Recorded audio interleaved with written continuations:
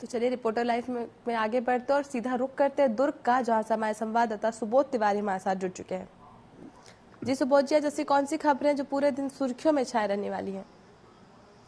मधु जी, बड़ी बात है कि साफ सफाई को लेकर नगरीय प्रशासन विभाग काफी लापरवाह दिखाई दे रहा है। न केवल भिलाई बल्कि दुर्ग नगर निगम और वैशाली नगर निगम में भी यही देखा जा रहा है। इसी लेकर डायरेक्टर के द्वारा एक नोटिस जारी किया गया है और जल्द से जल्द 7 दिनों के भीतर जवाब देने की बात कही जा रही है। बताया जा रहा है कि सेग्रीगेशन और डोर टू डोर कलेक्शन के साथ प्रोसेसिंग के काम में बड़ी लापरवाही देखी गई है।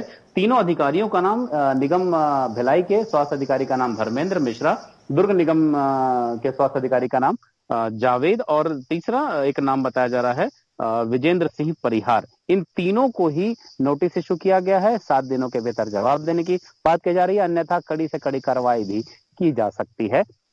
सफाई को लेकर संभाग आयुक्त और संभागीय निगम प्रशासन के द्वारा एक बड़ी कार्रवाई को अंजाम दिया जा सकता है। दूसरी बड़ी बात है मधु जी कि पिछले दिनों भिलाई इस्पात संयंत्र, एनटीपीसी सेल और एनएसपीसीएल के साथ एक फ्लोटिंग सोलर पावर प्लांट लगाने की को लेकर एमओयू हुआ था।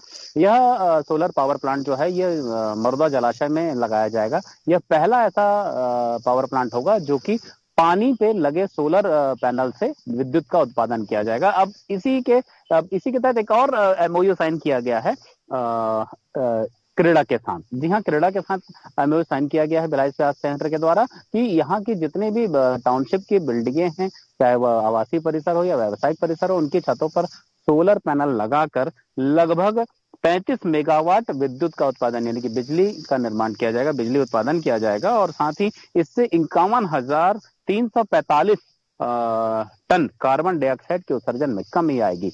2027 तक यह परियोजना पूरी हो जाएगी और उसके बाद ऐसा कहा जा रहा है कि बड़ी मात्रा में जो विद्युत उत्पादन को लेकर, विद्युत वितरण को लेकर एक बड़ी समस्या जो सामने आती थी, उससे निजात पाया जा सकेगा।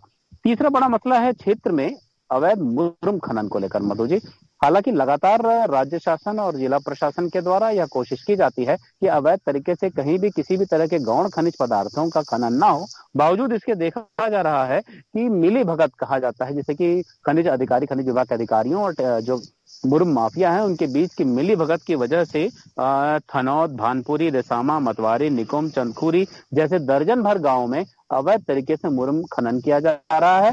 यही नहीं, इससे एक विकास को लेकर भी जो एक धनराशि ग्राम पंचायत को दी जानी चाहिए वह भी नहीं दी जा रही है। एक बड़ी लापरवाही अधिकारियों की दिखाई दे रही है। अवैध मुरम माफियाओं के साथ सांठगांठ दिखाई दे रही है और इससे न केवल राजस्व की हानि हो रही है बल्कि ग्राम पंचायतों में जो विकास कार्य होने हैं वह भी नहीं हो पा रहा है।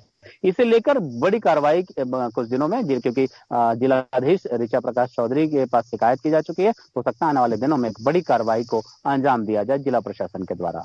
मधु जी। जी सुबोध जी, आपसे जानना चाहेंगे कि मौसम को लेकर क्या कुछ अपडेट है? जिस तरह गर्मी दिनों दिन बढ़ती जा रही है, कहीं पर प्रदेश में अभी कुछ दिन पहले बारिश भी हुई थी, इसको लेकर क्या कुछ अपडेट है? मधु जी, बड़ी बात है, गर्मी का मौसम है, आने वाले दिनों में नौतप्पा लगने वाला है और नौतप्पे लगने के साथ ही गर्मी का भयावह रूप देखने को मिलेगा। लेकिन उसके पहले ही 41 से 42 डिग्री सेल्सियस रोज नापा जा रहा है और वहीं रात में 36 से 37 डिग्री सेल्सियस न्यूनतम तापमान बताया जा रहा है।